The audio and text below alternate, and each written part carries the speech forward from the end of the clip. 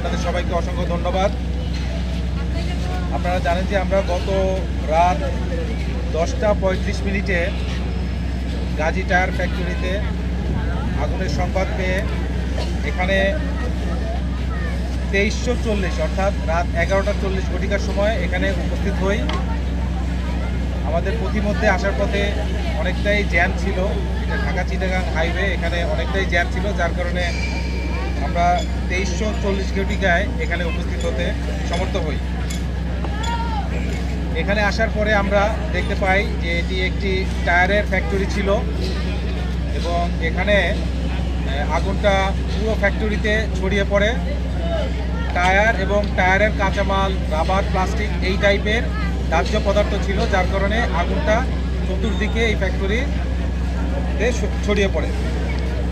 এখানে আমাদের ডেমরা, কাঁচপুর, আদমজি, ইপিজেড, কাঞ্চন, পূর্বাচল এবং সিদ্দিক বাজারের সর্বমোট 12টি ইউনিট কাজ করছে। এর মধ্যে 2টি টিটিএলও অন্তর্ভুক্ত। আমাদের এখন পর্যন্ত 120 জন ফায়ার ফাইটার এখানে কর্মরত আছেন এবং 20 জন ভলান্টিয়ার আমাদের সাথে কাজ করে যাচ্ছেন। এখন পর্যন্ত আমরা সর্বমোট 14 জনকে উদ্ধার করতে পেরেছি।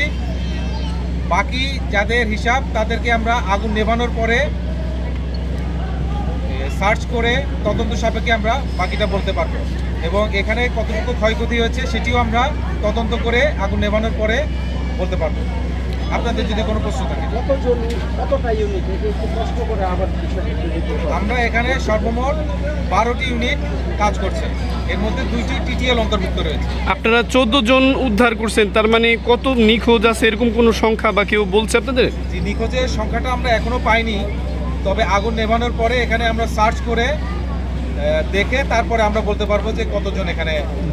যারা উদ্ধার হয়েছে তারা কি ফায়ার সার্ভিসের লোক না সাধারণ মানুষ? তারা সাধারণ মানুষ, তাদেরকে উদ্ধার করে প্রাথমিক চিকিৎসা দিয়ে পাঠিয়ে দেওয়া হয়েছে। ওনারা কি এখানে কর্মরত ছিল নাকি এমনি বাইরে থেকে আসছে?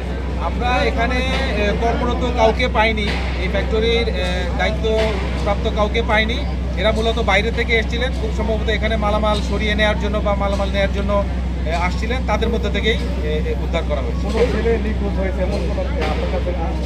আমরা এখনো নিখোঁজের কোনো সংবাদ পাইনি।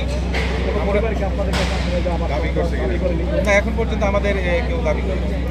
এই বিষয়টা যদি ক্লিয়ার করে বলতেন, যেহেতু এই আগুনটা আমরা অনেক গণমাধ্যমে পাইছি যে ফায়ার সার্ভিস হচ্ছে নাশকতা, এটা একটু যদি ক্লিয়ার করে বলতেন। আমরা আসলে এই মুহূর্তে নাশকতা কিনা আমরা এখনই বুঝতে পারছি না।